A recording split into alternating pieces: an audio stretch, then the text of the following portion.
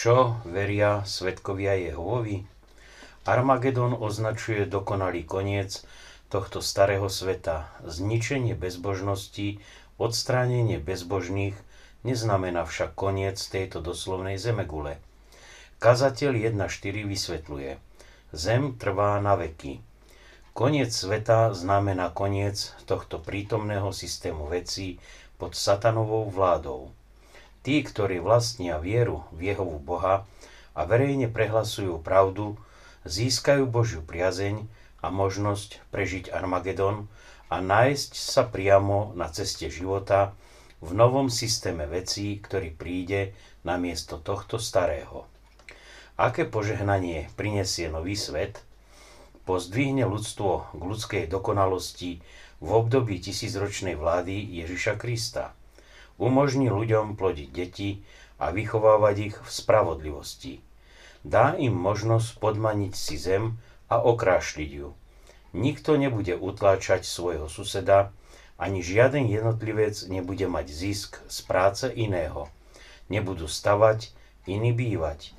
Ani nebudú plodiť svoje deti k zničeniu, ale budú semenom požehnaných Jehovových a ich potomstvo s nimi. Izaiáš 65, 21 po 23. Božie slová nás uisťujú, že všetci ľudia budú potom zjednotení k jedinému pravému uctievaniu. Takže zem bude plná poznania Jehovu, tak ako vody pokrývajú more. Izaiáš 11.9. Pod týmto novým svetom postupne nebude viac smútku, plaču alebo bolesti, ani smrti viac nebude, pretože Ježiš Kristus musí vládnuť ako král až dovtedy, kým Boh nepoloží všetkých jeho nepriateľov pod jeho nohy a ako posledný nepriateľ má byť zničená smrť. Zjavenie Jána 21.4 a 1. Korinťanom 15. kapitola 25. 26. verš. Keďže nebude žiadnej smrti, nemôže byť žiadnych vojen, a tak nepozdvihne národ proti národu meča, ani sa už nebudú učiť boju. O takomto miery nás uisťuje Izaiáš 2.4 a 9. kapitola 7. verš. Takže mu nebude konca. Správa z Izaiáša 11. kapitola 6, 7, 9 ukazuje, že i zvieratá budú medzi sebou žiť v mieri a taktiež v mieri s človekom.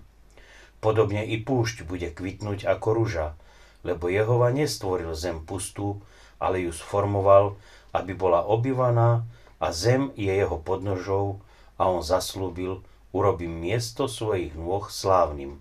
Izaiáš 35.1, 45. kapitola 18. verš a 60. kapitola 13. verš. Že sa má týmto zaslúbeniam rozumieť doslovne, je jasné z modlitby, ktorú učil Ježiš svojich učeníkov. Nech príde tvoje kráľovstvo, nech sa stane tvoja vôľa, ako v nebi, tak aj na zemi. Matúš 6.10. Budú tí, ktorí zomreli, pozbavení týchto požehnaní? Nie. Pán Ježiš Kristus prehlásil: Nedivte sa tomu, lebo prichádza hodina, v ktorej všetci, ktorí sú v pamätných hroboch, počujú jeho hlas a vyjdú, tí, ktorí činili dobré veci, k vzkrieseniu života, a tí, ktorí prevádzali mrzké veci, ku vzkrieseniu súdu. Ján 5, 28, 29. Verní a nekompromisní svedkovia Jehovovi.